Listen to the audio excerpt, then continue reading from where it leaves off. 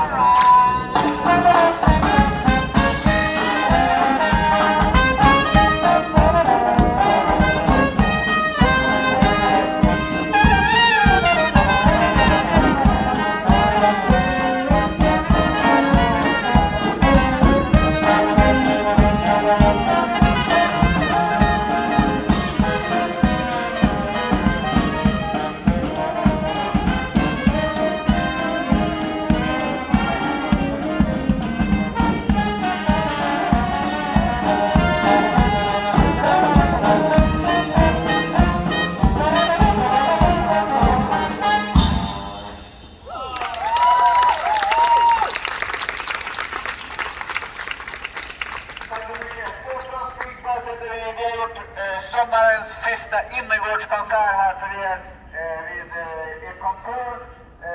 Ni har säkert jobb att göra, men vi tar en gång till. All right. Do what you wanna. Tack så hemskt mycket för att du fick komma hit.